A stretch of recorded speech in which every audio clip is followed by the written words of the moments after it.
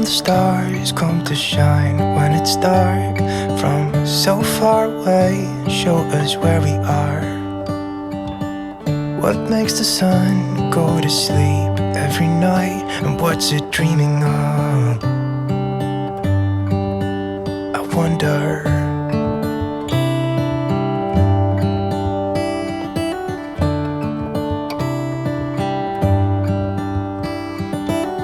How come the sky sometimes hides behind the clouds? Maybe it's just like me, a little bit scared of heights. Why does the rain always keep on pouring down when it's gray outside? Good morning, everybody. What do we think of the new hair color? Went a little darker for fall. Thought that would be, a little more fall appropriate. So today we're going to do another one of my little chit chat, get ready with me, luxury lessons with Lisa. I think that's what we're calling again this series. But today I wanted to talk about some things that are going around, and some of this has been going around for a while, and that is minimalism versus mindful spending, and kind of how it ties into quiet luxury. So this discussion is based on a couple of different videos that I watched. The first is from Classics with a Quirk, and again, I will have both of these videos linked below. So Quirky did a video called Minimalism versus Mindful Consumption. And the other video, which is actually technically a podcast, if a podcast is done also on YouTube as a video, I tend to like to watch those because I like to see people's faces and their body language and all that kind of thing. So the other one is called Sustain This, and the title of the video or podcast was Fashion is Not Frivolous, Here's Why. So like I said, I watched both of these videos. And as I mentioned, there's a lot of discussion going around about minimalism and, curating your collection as it relates to the luxury space when we're talking about minimalism and mindful spending. And like I said, I feel like there is some tie-in with quiet luxury. So, if you think of a Venn diagram, right, when you're back in school and the circles, and I feel like there's some intersection of those three circles in a sense. So let's talk about that. I will try to remember to link products below that I'm using because I'm not going to go into everything I'm using. Okay, so let's talk about sort of the definition of sort of these three ideas that we're talking about today. So the first is minimalism. Yes, I can speak. It is early, and just FYI, today was the twins' first day of school. Yes, oh my gosh, I need to put my hair back. They started high school today. Oh my God, like where did the time go? Like seriously, I posted on Facebook, on my, personal Facebook page, and reposted their first day of school pictures from kindergarten, and oh my gosh, like seriously, where does the time go? Anyway, my point to that is that I've actually been up for quite a while because I got up obviously to see them off for their first day of school, make them breakfast, although Hannah didn't want to eat breakfast, which didn't surprise me. She doesn't eat a lot of breakfast anyway, but I think she was probably a little nervous. So anyway, my point is that I have been up for a while, up definitely earlier, way earlier than I normally am. And so coffee is definitely needed, and my words aren't coming out quite as I maybe would like them to. So anyway, when I think of minimalism, I think of like some YouTube videos that I've watched on the subject where, that person is sitting in a, small room with all white walls and one chair and maybe a little table, and they own, 2 pair of socks and 3 pair of underwear and, 2 bras if they're a female. Like, that's what I think of when I think of minimalism. I'm probably a little harsh when I say that, so let me give you what I found on the internet as an actual definition. So I will read this from my notes, which are below me here. A minimalist lifestyle is the process of identifying what is essential in your life and having the courage to eliminate the rest. And here's another definition. It's the intentional promotion of the things we most value and the removal of anything that distracts us from it. Now, in my opinion, that particular definition, to me, overlaps with mindful spending, right? Mindful spending is the idea that, you are considered in your purchases, that you give them thought, and that you bring things into your collection or your wardrobe or your home, whatever, after thinking about them for a while and deciding that that would be important to you and that is something that you value. Like I said, I feel like that idea of intentional promotion of things we most value is quintessentially the definition of mindful spending, right? Here's an actual, again, from the internet, definition of mindful spending. It's about managing your money without focusing on deprivation or restriction. Or another definition, it's about being intentional in how you part with your money. So again, that idea that it is with intention that you're doing things. The definition under minimalism, again, that other definition was it's the intentional promotion of the things we most value. They can really overlap. There is that part where those two concepts intersect.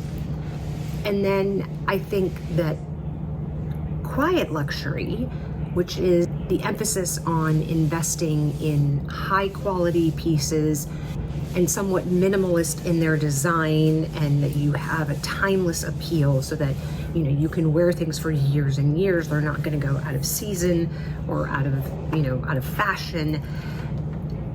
Plays into this whole, again, idea of being mindful and being intentional of what you bring in. So like I said, I feel like those three concepts, if you had them as individual circles, intersect, like I said, in a Venn diagram. So Corky talked about in her video how this idea in the luxury community of people curating their collections and decluttering and getting rid of the pieces that aren't sparking joy, or getting rid of things you're not using, and like I said, curating your collection to maybe 5 bags, because those are the sort of 5 use case scenarios for those. But also this idea that if you don't do that you aren't a good person, and that or you're a better person if you do go through that sort of curation process and getting down your collection to this very minimal, bare bones type collection.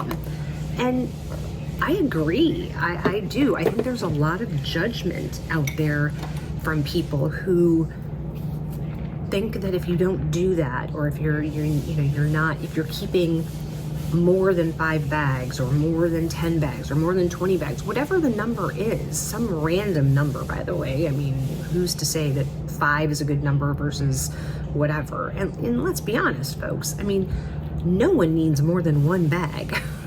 I mean, from a utilitarian perspective, all you need is something to carry around your stuff. So, 1 bag is really honestly enough. But so I absolutely agree with what Corky was talking about.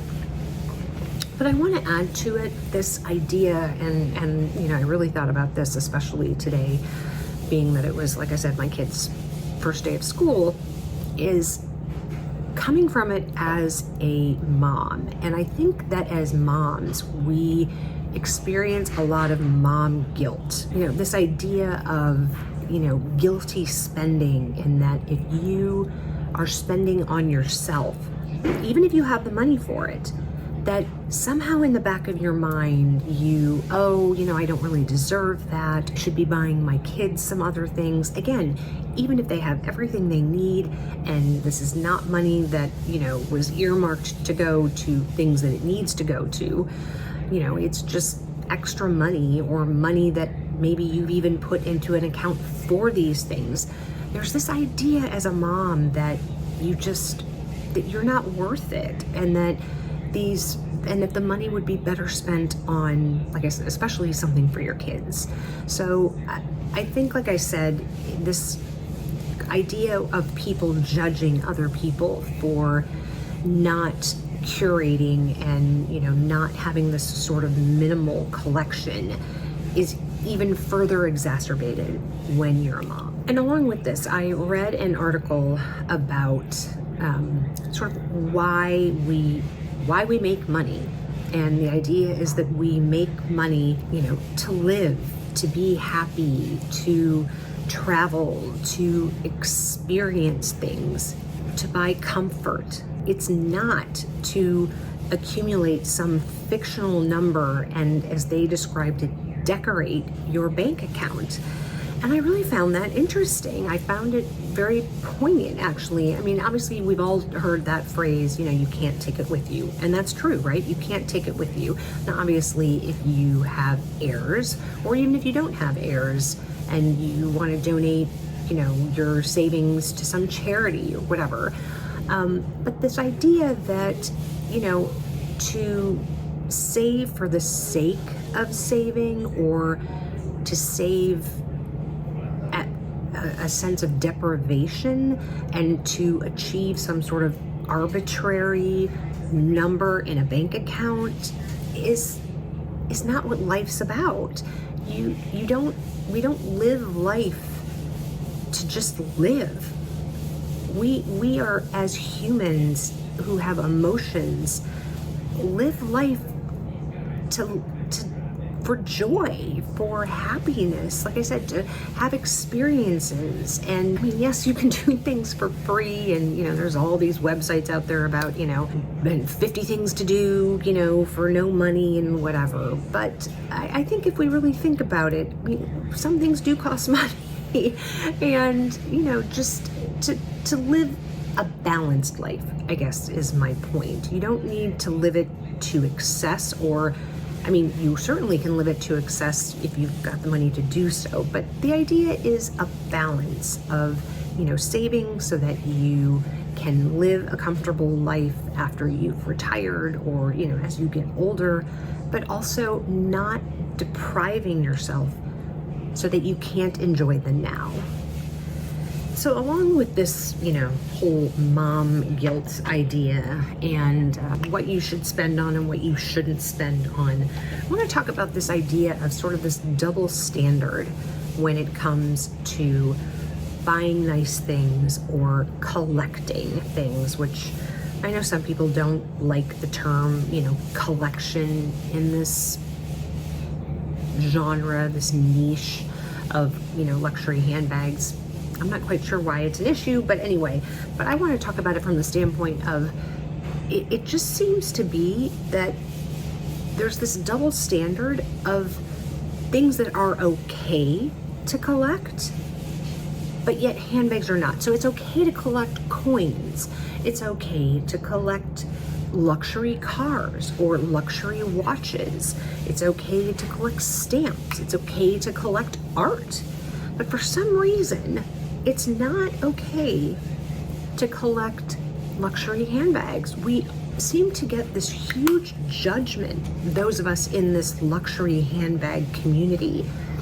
And, I haven't seen a lot of it on my channel. In fact, I'm not even sure I've seen anything, Again, I don't think I'm big enough to really attract a lot of trolls yet. But I certainly know that other larger creators, get this quite a bit, that oh my God, why are you spending your money on this? You're just throwing money down the drain. And let's talk about values of things.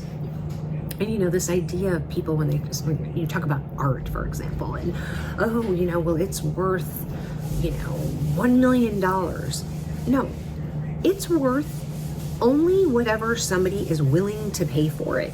So, yes, a piece by Monet may have gone for, $5 million at Christie's last year or last week, but maybe the Monet that you have, people are only willing at the time to pay $500,000 for. So, this idea of what something is worth, like I said, is very subjective, and it is fully based on what somebody's willing to pay for it.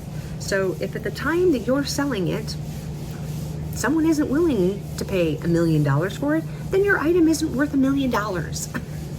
It's only worth what they're going to give you for it.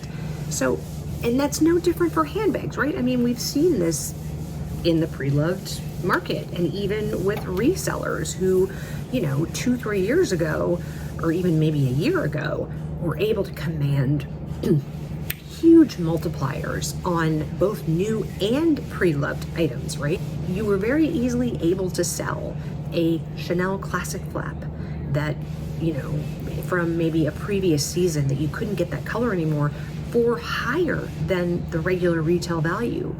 But now on the resale market, that's not happening. So my point is, again, it's only worth what people are willing to pay. And, to sort of just add a little extra comment here, when we talk about price increases, again, they're going to keep raising prices until people stop buying. So if we are willing to pay, I'm trying to get this open here, $10,200 plus tax for a Chanel medium classic flap, then they're going to keep raising the price until we say, Chanel, we're not paying this anymore. That is ridiculous for a Chanel medium classic flap. But guess what? People are still buying them. And so you'll see another price increase, probably go up to $10,800, $10,900, maybe even $11,000. Can you imagine $11,000 plus tax for a Chanel classic flap? That's insane. Anyway, again, I digress. So back to this idea of this, like I said, double standard for it's okay to collect these other things, but it's not okay to collect handbags. I don't know if it comes from the fact that handbags are utilitarian, and as I mentioned, you don't need to spend $10,200 plus tax on a handbag. You can go to Walmart and spend $10 on a handbag that suits the exact same function and performs the exact same function as the Chanel classic flap for close to $11,000 with tax, or actually probably over $11,000 with tax, certainly here in New York. But aren't a lot of the other things we're talking about also utilitarian? I mean, a watch is utilitarian. A car is certainly utilitarian. I mean, a $100,000 G-Wagon from Mercedes gets you from point A to point B exactly the same as a $3,000, as Dave Ramsey would say, beater car, right? They both get you from point A to point B, and that is the basic function of a car. Just like the basic function of a handbag is to carry your things, the basic function of a car, of a vehicle, is to get you from point A to point B. So why do we not judge people for spending $100,000, $200,000, $300,000 and collecting? Some people have multiple ones of that value of car.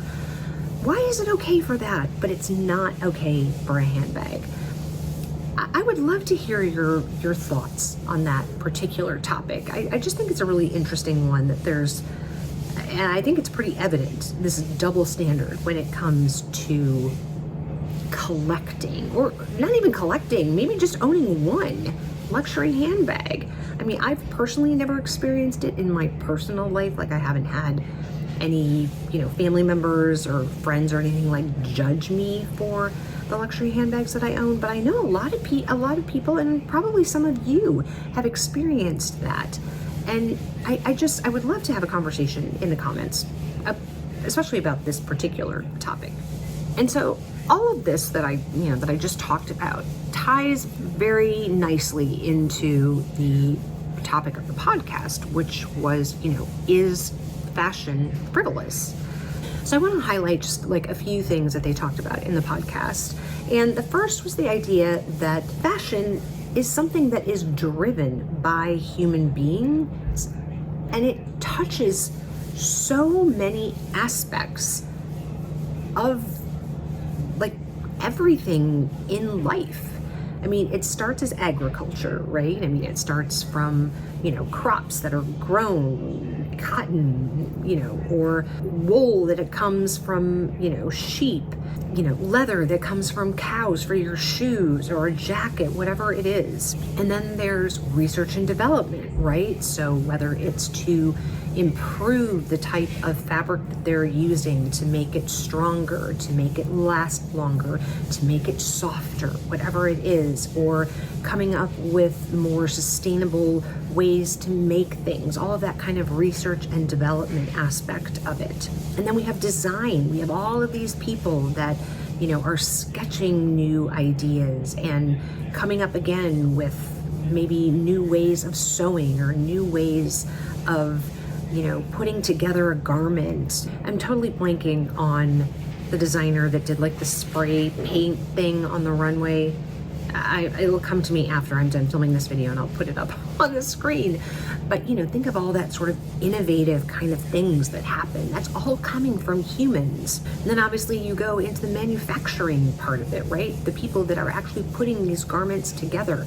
And then you have marketing, the people that are coming up with the ad campaigns and, going out to influencers and having them, target different markets and things like that. And then to supply chain, all the people that are involved with getting the items from point A to point B. And then you've got social media, for example. You have all those people that are posting about that item. And it's just, it touches humans in every way you can possibly think of.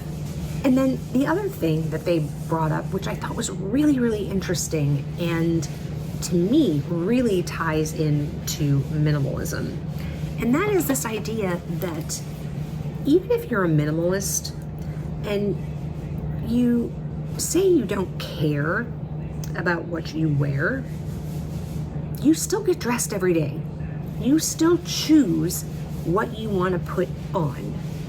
And even if you only have two t-shirts in your entire wardrobe, you thought about what 2 t-shirts you wanted to buy, and you chose them for some specific reason, I assume. And whether we like it or not, what we choose to put on our body does say something about you to the rest of the world. And the last thing I wanted to touch on as it relates to the podcast is they talked about this idea of dopamine dressing, which is the idea that, what you wear has an impact on your mood and how you feel. And I can absolutely relate to that. I mean, I can definitely tell you that when I actually get dressed, and it doesn't have to be like dressed up, okay? I mean, today I'm literally wearing this, black and white striped t-shirt that I bought at Everlane and my pair of rag and bone, like jean sweatpants, right? It's the ones that are printed to look like jeans, but they're like literally like sweatpants. They're so comfortable. And I look put together, and I put some makeup on, and I made a little bit of effort, which, on some days, I don't even do this. I might stay in my pajamas until 2 p.m, or I literally just put on a pair of sweatpants and, a sweatshirt or something, and I don't do my makeup. But I can tell you that today, being like this, I will feel better. I will feel more put together. I will feel more presentable. And I'm guessing that probably a lot of you feel that way too. So what I wear and, like I said, putting on a little makeup absolutely can change my mood. I can definitely tell you that if I am not in, let's say, I don't want to say I'm depressed, but if I'm, kind of having not that great of a day, once I go and take a shower and, like I said, get dressed and put a little effort in, take 3 minutes to put on some makeup, which honestly, if I wasn't talking to you all on a camera, it would have taken me no more than 5 minutes to do this makeup. Just with that little effort, I will feel so much better. And I think that idea is really important, especially when it comes to thinking about minimalism or mindful spending, and that, just a little bit of effort and you can still mindfully purchase those things that give you that dopamine, but it's a real thing.